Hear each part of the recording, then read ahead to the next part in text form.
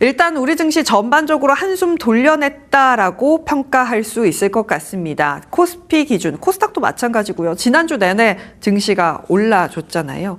7주 연속 하락한 이후에 돌려내는 움직임이 나타나고 있습니다. 일단 이동평균선 기준으로는 121선 위에 올라와 있고요.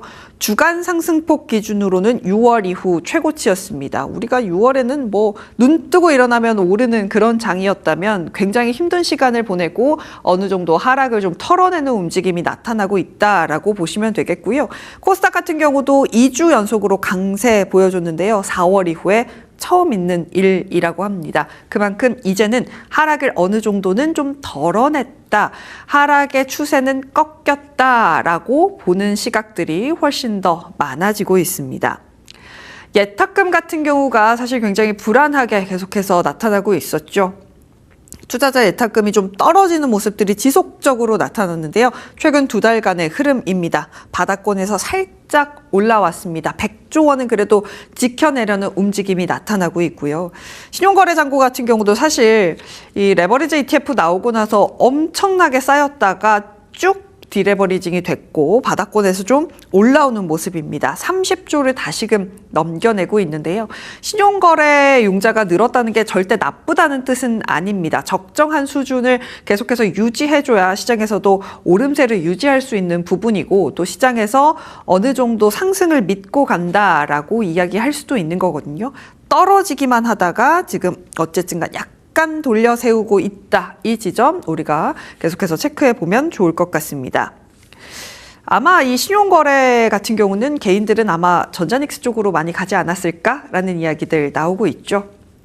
그런 가운데 삼성전자, SK하이닉스 외국인의 매수가 지속이 되고 있습니다. 특히나 하이닉스 같은 경우는 3거래일 연속으로 외국인이 좀 그래도 담아가는 모습들이 나타나고 있고요. 하이닉스는 하루를 제외하고 그래도 4거래일 중에 3거래일 외국인의 매수가 들어오고 있습니다. 외국인 보유율 자체가 거의 10년 내 최저치에 가 있다라고 하죠. 이제는 담아가야 하는 시점이라고 하는데요. 외국인들이 전자닉스만 담은 건 아니고요. 아시아 시장에서 지금 대만 증시에서도 담아가는 모습들이 나타나고 있다라고 합니다. 어쨌든 간 AI 하드웨어에 대해서 외국인들의 매수가 이어지고 있다. 이 지점도 보면 좋을 것 같습니다.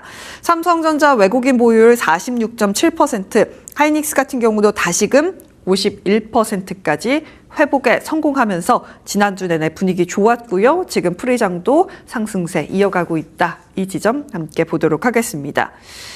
근데 걸리는 지점은 바로 여기에 있습니다. 부담스러운 미국 국채금리다라고 제가 적어봤는데요. 금요일 마감할 때만 해도 약간 국채금리가 잡히나 싶었는데 쉽지 않습니다. 일단 미국에서의 경기 침체 시그널로 잡힐 수 있는 소매 판매가 약간 쇼크가 났고요. 그리고 유럽 시장에서 국채금리가 많이 오르고 있습니다. AI 회사채 관련된 이야기까지 함께 나오면서 금리를 계속해서 자극시키는 이슈들 나오고 있고요. 30년물 기준으로는 5.3을 넘겨내면서 2007년 이후 최고치 기록하고 있습니다.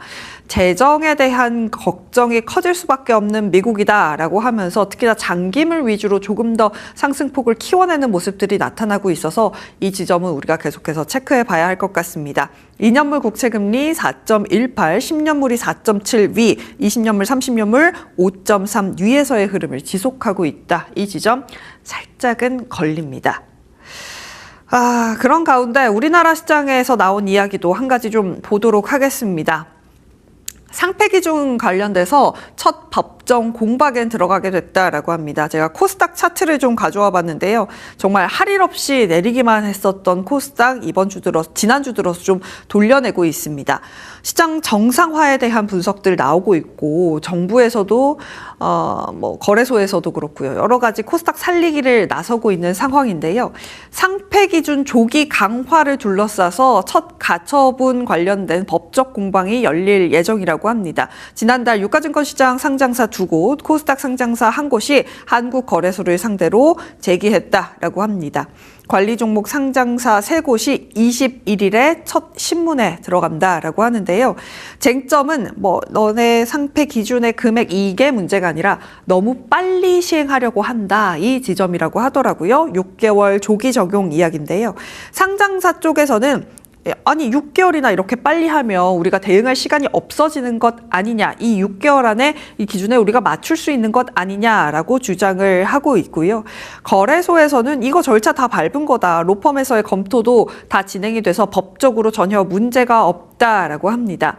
이게 뭐가 맞다 틀리다를 이야기하자는 게 아니고요. 거래소 쪽에서 이런 식으로 여러 가지 진행을 하려고 하는데 잡음이 계속해서 발생하고 있다. 이 지점을 보면 좋을 것 같습니다. 그래서 아마 승강제 관련돼서도 여러 가지로 잡음이 나올 수 있다. 이 지점은 우리가 계속해서 챙겨보도록 하겠습니다. 코스닥 계속해서 정부 정책의 모멘텀 받을 수 있을지는 조금 더 아직은 살펴봐야 하는 지점인 것 같네요. 그런 가운데 AI 관련돼서는 계속해서 긍정적인 이야기들 나오고 있습니다. 최태원 회장이 CNBC와 함께 인터뷰를 좀 진행했어요. 여기서 역시나 긍정적이고 자신감 있는 멘트를 계속해서 내놓고 있습니다.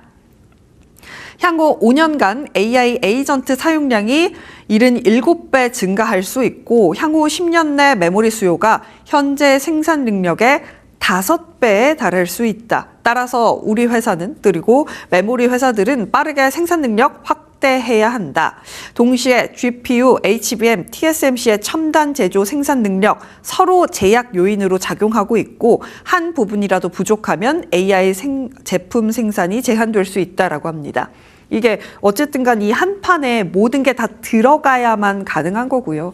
이 칩을 다 완성했다라고 하더라도 데이터 센터에서 무언가 부족하면 AI를 만들어낼 수 없습니다. 서로가 서로의 병목이 되고 있다라는 표현을 하고 있는 최태원 회장입니다.